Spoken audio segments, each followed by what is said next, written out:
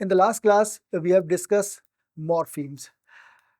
In this class, we are going to discuss the term morph, which is also very crucial or very important aspect of the morphology. So morph is very much different from the morpheme. Morpheme is the mental unit, or we can say that the morpheme is the abstract unit that we have in mind. But the morph is the actual realization of the morpheme. So when we speak or when we write something, so that is the morph when we have something in mind, which is called the morpheme. So morpheme is the smallest unit of meaning in a language, like a building block of words, while a morph is the actual sound or written form of that particular morpheme. So when we use any morpheme in the actual sound or communication, so it becomes the morph. So a morph can be have the different realization in different contexts, but the morpheme are same for any word or any bond morpheme that is same in our mind. So in other words, morpheme are the theoretical constructs, while the morphs are their observable manifestation. So theoretical constructs means that we had already and it is same everywhere. So we can say that the morpheme cannot be changed while it is in occurrence. But the morph is the observable manifestations, means it will change when it is used in actual speech. Langdon defines a morph as a specific pronunciation associated with a specific meaning such that the pronunciation cannot be broken down into meaningful parts whose meaning combine to form the meaning of the whole. So that means if you have different realization of the same morpheme, so the meaning of the morpheme is the same, but the pronunciation might be different, so that are the morph. So they can be different in different context or different speech, but the morpheme is the same. So that is the one morpheme has different morph. So this definition emphasizes that the morphs are the surface level form, though which abstract morphemes are expressed. So that means morph is the surface level representation of the morpheme that we have in our mind. So morph is the abstract unit. So morpheme is the smallest unit of meaning, that is the abstract level, and the morph the concrete form is spoken or written of that morpheme. So one morpheme have multiple morphs depending on the context. So these are the phonological and morphological contexts, and these variation leads to the allomorphs. So if you have multiple representation of the same morpheme in different contexts, so those representation or those variants are called allomorph. And allomorph does not change the meaning. Meaning should be the same, but they can be just the physical realization or the different realization of the same morpheme, but the meaning are same in all the presentations. Morph. So there is an English example of morph. So for example, if you have the word man, so man contains one morph and one morpheme. So man is the directly represent the lexical morpheme man. But if you have the word like men, men contains one morph but the two morphemes. So in actual sense, it has only one morph. One morph means it has only one representation. But at the mental level, we know that man has two morphemes. One is the man and other is the plural morpheme. So the plural morpheme is not expressed by the suffix but by an internal vowel change. So in this context, the man representing the two morpheme. So plural morpheme expressed by the internal modification in the vowel, but the morph is one, which is we can see that man. So here morph man simultaneously encodes both the root and the plural morpheme. For example, the word students. So a student contains two morphs. One is the student and other is s. So it represents the two morphemes also, like the lexical root word student and the plural marker s. So there is no difference between the students. So it has the two morpheme and two morph. And thus a morph is the observable form, or we can say that the actual realization in which the morpheme is realized. So whether as affix, prefix, infix or internal vowel alteration. So all these observation comes under the morph. So might be the morpheme would be the same for one thing, but if it has the multiple realization or the different realization, so the morph can be changed, but the meaning will not change. Meaning will be same for the one particular morpheme. For example, in Hindi Urdu. So in Hindi Urdu provide the rich illustrations of morph because of their agglutinative and fusional tendency in certain grammatical construction. So in Hindi Urdu, it has very it is this language is very agglutinative and fusional types of language. So that is the typology of the language. So in according to the fusional tendency, it has many representation. Means the one morpheme can represent lots of other aspects. It represents the gender, it represents the tense, it represents the case. So the same morpheme can represent the different realization. So like we have the word kitab. So kitab can be changed for plural kitabe. So here A is the morph which denote the plural morpheme. But on the other hand, we have the ladka and the plural of ladka is ladke. So in this context, A is the plural marker in the context of masculine.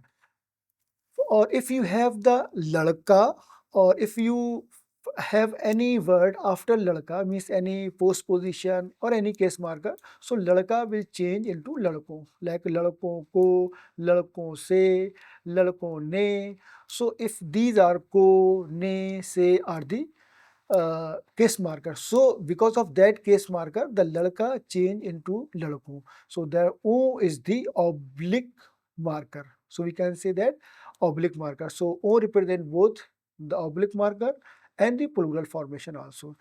And there is another example, padna. So in padna, we have the word pad and na is the suffix marker in padna. So pad is the root word which is the one morph, and na is the another morph which represent the suffix marker. The other example is jaunga. So in jaunga, we have three morph.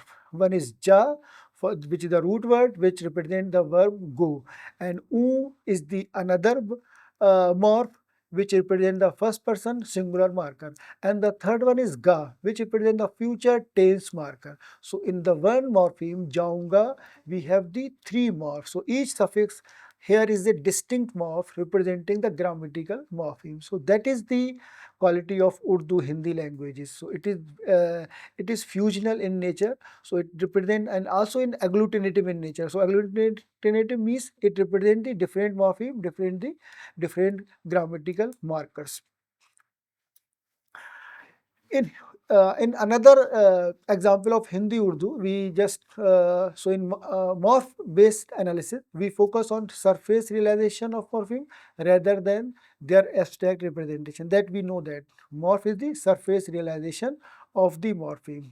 And morphs are particularly important in language like Hindi, Urdu, which show both segmental affixation and the internal modification. So segmental affixation means when we add the affix at the suffix position or the at the end of the word. So we can add one, two, or three different morph in with one root words. So for example, kitabe clearly shows the additive morphs. So root plus suffix. So while forms like man in English illustrate the fusional morphs where multiple morphemes are fused into one single morph. So in this man we have the two morphemes. One is the man and other is the plural.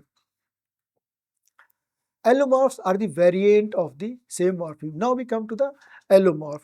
So allomorph is the different realization of the morpheme in different contexts. Context may be phonological context, morphological context, or lexical environment. So that means if one morpheme has different realization, that is called allomorph. So we have many examples of allomorphs in English, Hindi, and many other languages. So allomorphs are the variant of the same morpheme. So they are said to be the different realization of one morpheme in different context and environment. So a morpheme is an abstract unit of meaning, but it does not always appears in the same shape across contexts. So that means if you use the morpheme in the real speech or in the real context, So it does not have the same form or the same shape or the same pronunciation. It will change in different contexts. So context means the phonological, morphological and lexical environment. So a single morpheme may have different realization. These variant forms are called allomorphs. So although the morpheme remains invariant at the semantic level, their phonological realization exhibit variability. So that means invariant at the semantic level means the meaning will not change. Meaning is the same at all the in all different realization, but they have the different pronunciation or different realization, but the meaning is same. Allomorphs are defined as the contextually conditioned variant of a morpheme that are in complementary distribution. Only one allomorph appear in a given linguistic environment. So complementary distribution means when the one form occur in one environment, so other form cannot occur in this particular environment. Other form occurs in another environment. So for example, sa, which is the plural morpheme in English, has three different allomorph, or we can say that three different realization in different contexts. So that is called allomorph. So sa has the realization of sa morpheme, it has the realization of za morpheme, or it has the realization of is morpheme. So when you have speak the word cats, so it is realized as sa. When you speak the word dogs, so it realizes as za. When you speak the word buses, so it realizes as is. So buses, classes, churches, in all these form, it realizes as is. So these allomorphs share the same meaning or same function but differ in their phonological or morphological form. So their phonological and morphological manifestation are the different, but the meaning is same. Like it only the sa morpheme gives only the meaning of plural in all the contexts, but the phonological forms are different. English example of allomorphs, especially in plural formation and past tense marking. So here we elaborate both these examples, the past tense marking example and the plural formation. So plural formation sa in English is realized as three allomorphs. So depending on the phonological environment. So that is the sa is realized in the word cats, books, hats. Because in all the words the sa actually occur after the voiceless sound. So voiceless sounds are those sounds which is where we do not have the obstruction in vocal cord, that we will discuss in phonology paper, and you can also read some phonology of Urdu, Hindi or phonology in general. So you can learn this difference between the voiceless and voice sound. So the sa occur after the voiceless consonant and za occur after the voiced consonant or vowels, because all the vowels are voiced sound, and is occur after the sibilants, that is the sa, za, sha, ja, cha, ja. All these sounds are sibilant, so they have some sibilant quality and they can hissing quality. So after all these, if the word end with all these sounds, so it then the plural morpheme sa occur as is. Like in bus is it is buses, in church it is churches, in box it is boxes. And in the za, in another morpheme, za occur as the dogs, pans, chairs. Because the ga is the voiced consonant, so after the voiced consonant, sa occur as za. And in pans, sa occur as za because na is the voiced consonant. In chairs, ra is the voiced consonant, so it occurs as chairs. So here the allomorph selection is phonologically conditioned. So phonologically conditioned means when the any sound is influenced by the adjacent phoneme. So here the plural morpheme sa is actually influenced by this preceding sound. So that is why if it is influenced by any preceding or following sound. So it is called the phonologically conditioned. Phonologically conditioned means it is influenced by particular phoneme which occur either in the preceding position or the following position. Here we have example of past tense morpheme ed. So the past tense morpheme ed also surfaces in multiple forms. So ed can occur as ta, ed can also occur as da, and ed can also occur as id. So in the word like the walked, the ed occur as ta. It is pronounced as walked. When we have the word played, so the ed occur as da. It is like the played. When we have the word like want, so when we make it the past, wanted, so ed as occur as id. So all these like the wedded, wanted, it occur as id. But in the form like the walk, it occur as walked, and in played, it occur as da, which is like the played. So again, this distribution is also phonologically conditioned. Why? Because ed, the pronunciation of ed has a different realization because of the preceding sound. If the preceding sound is voiceless, so it occurs as ta. If the preceding sound is voiced, so it occurs as da. If the preceding sound is alveolar stop, means ta or da, so it occurs as id.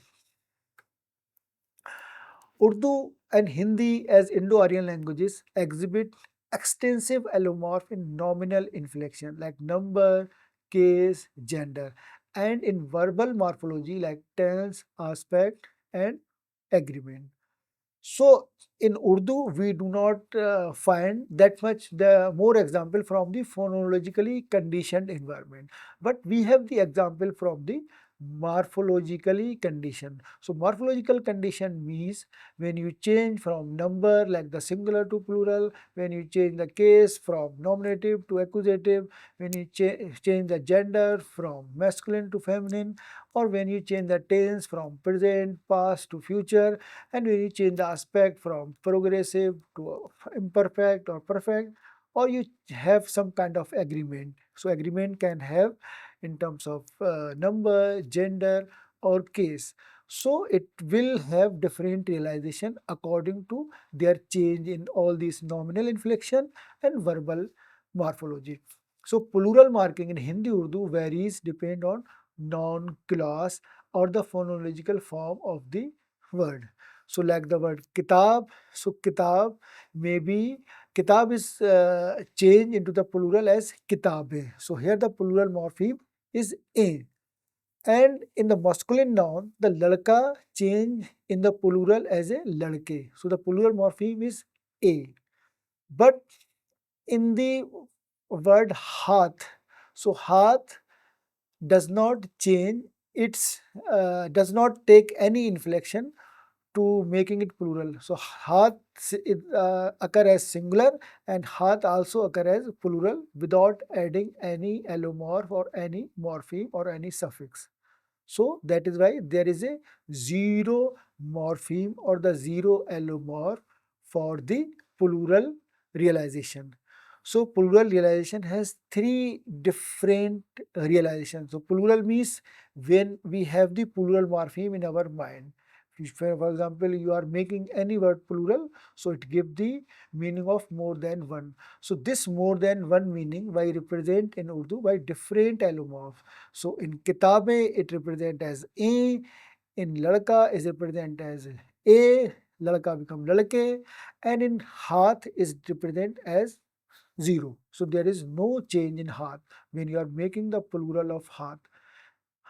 So that is why we have three different allomorph of this plural morpheme in Hindi or Urdu. That is a, and 0. There is another case markers in Hindi Urdu is called oblique case marking. So due to that oblique case marking, we also have the different realization of the same morpheme.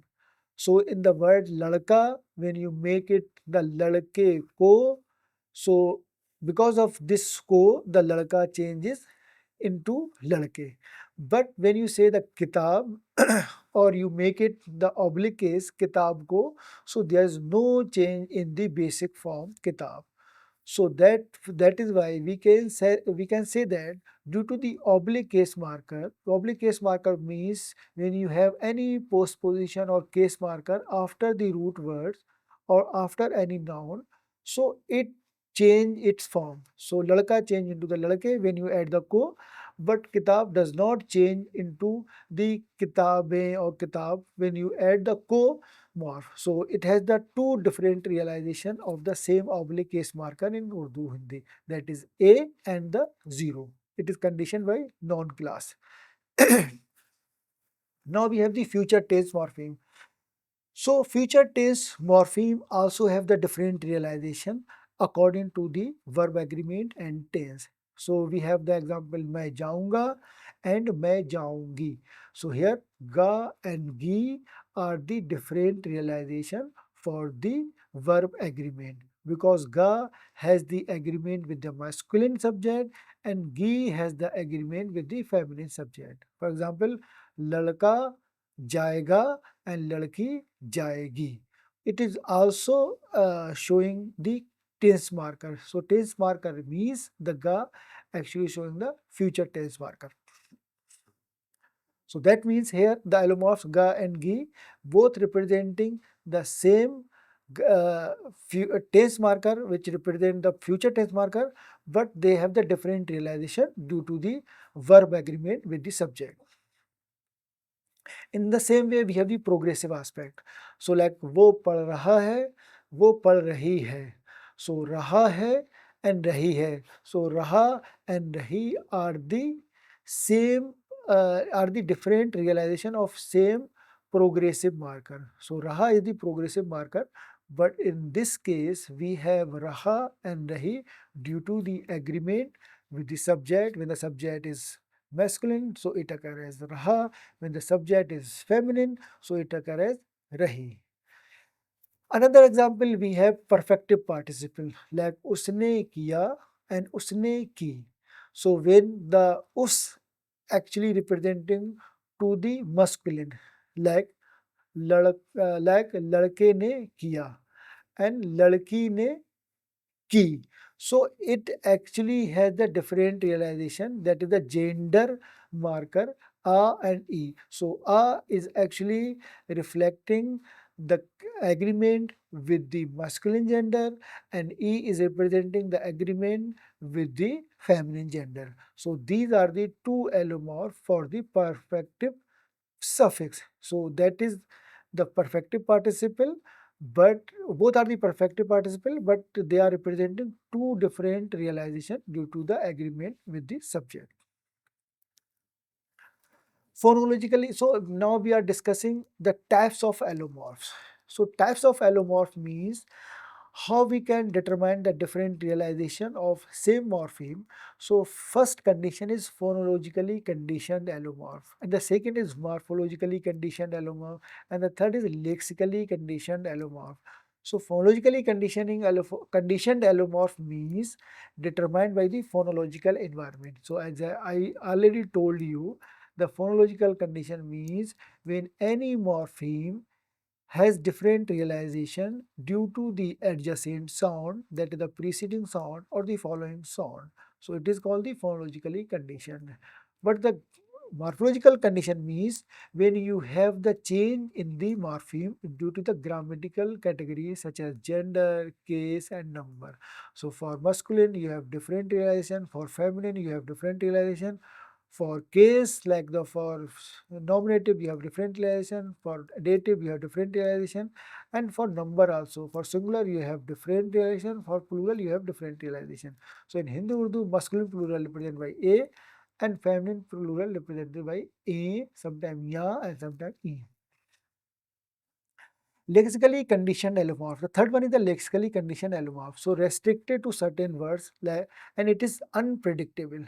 So it is not following any analogy and it is not following any regular pattern. For example, in Urdu, we are making the plural by adding s, but there are certain exceptions are there, like ox become oxen to make it plural, and child become children to make it plural, and man become men to make it plural. So all these forms are lexically conditioned. So means there is no certain rules, there is no regular pattern, and there is no analogy.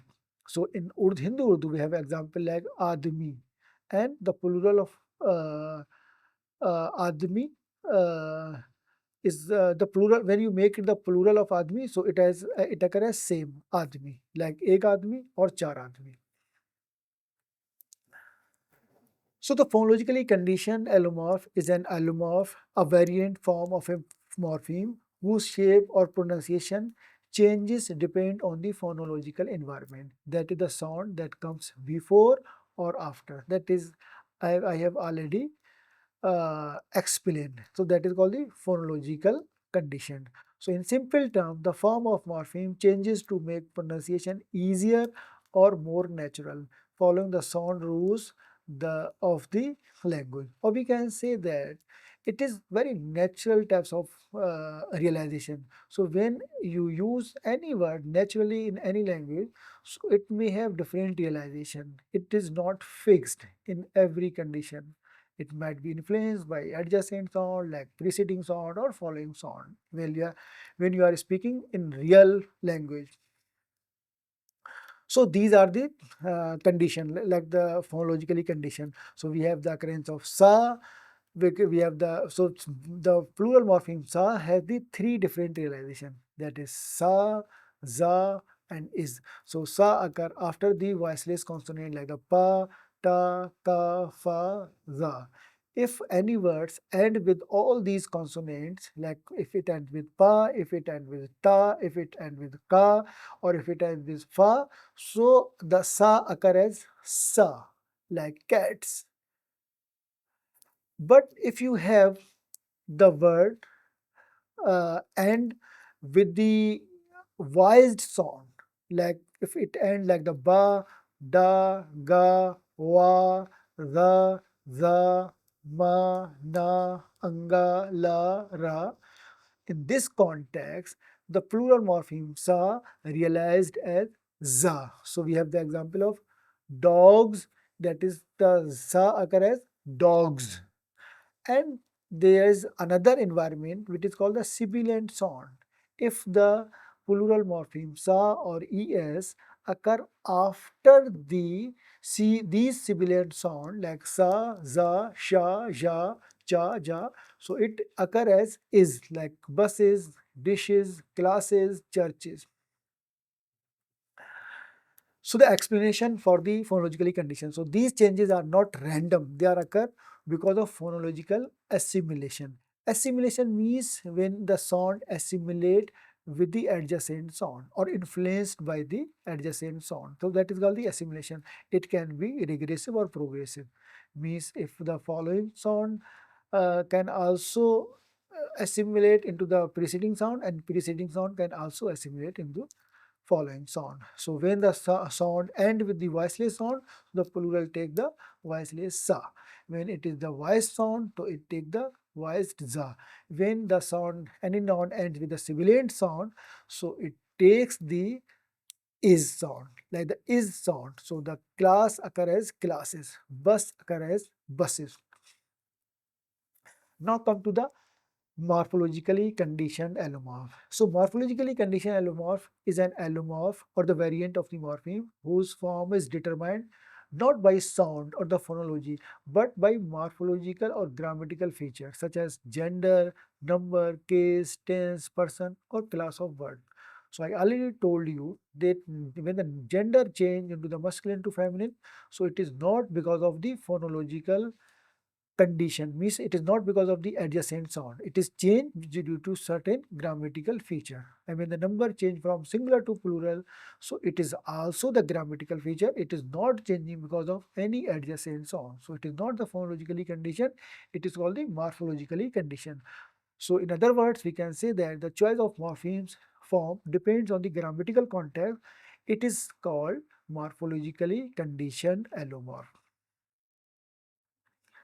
So there is an example like the masculine plural occur as a, and the feminine plural occur as ya. When you make the plural of ladke, so it is ladka is become the ladke. So a is the plural morpheme here. But in the example ladkiyan, ladki become ladkiyan. So ya is the plural marker here. So these two occurrences are not phonologically conditioned. But in some context, it can be in ladkiyan, it can be the phonologically context, but this occurrence is not due to that. So A, the masculine plural is A and the feminine plural is Ya, and these are the morphologically conditioned allomorph. Like the choice between the A and Ya is morphologically conditioned because it depends on grammatical gender, masculine, feminine, number, singular, plural, and it does not depend on the sound at the end of word. So it is called, it is not the phonologically conditioned. So in the phonologically condition, we have already studied that the sounds, the morpheme has changed due to the uh, adjacent sound or the sound, the preceding sound. So the language morphology, its system of word formation determines which suffix fits in which grammatical category. So ladka, ladki. So for ladka we have ladke, for ladki we have ladkiyan. So these are the two different plural marker for both. So here the A marks the masculine plural and ya mark the feminine plural. So these ending of are allomorph of the plural morpheme conditioned by gender. The third type is called the lexically conditioned allomorph. It is an allomorph whose form is restricted to a specific word, cannot be predicted by phonological or morphological rules. So in other words, we can say that the form of morpheme depends on individual lexical item. It's simply the way the particular word behave in language. So in this lexically conditioned allomorph, we can have some irregularities in the language, some exceptions in the language. So those irregularities and those exceptions are not influenced by any phonological condition or the morphological condition. They are exception and they are irregular and they have the idiosyncratic quality with particular word. So the lexically conditional allomorph occur when a certain word uses a special or the irregular form to express a grammatical meaning, such as plural, tense, or case, and this form must be memorized rather than derived from general rules. So these lexically conditioned allomorph are not based on the regular pattern or the analogy. So you have to memorize all these different realization. So like they have the idiosyncratic quality also. So we have the example of ox and oxen. So when you make the plural of ox into the oxen, so it is not adding by the regular plural morpheme s, but we are adding the en suffix which is irregular in nature. So this is called the lexically conditioned allomorph. In Hindi Urdu, we have the example like admi. So when you make the plural of admi, so it has the same occurrence. It is not changing, and you are not going to add any suffix to make it plural. Like when you make the plural of ladka, so it is ladke. When you make the plural of ladki, so it's ladkiyan. But when you make the plural of admi, so it occurs as same admi. So this is called the irregularity or the lexically conditioned allomorph. It is not depends on any regular pattern. Thank you.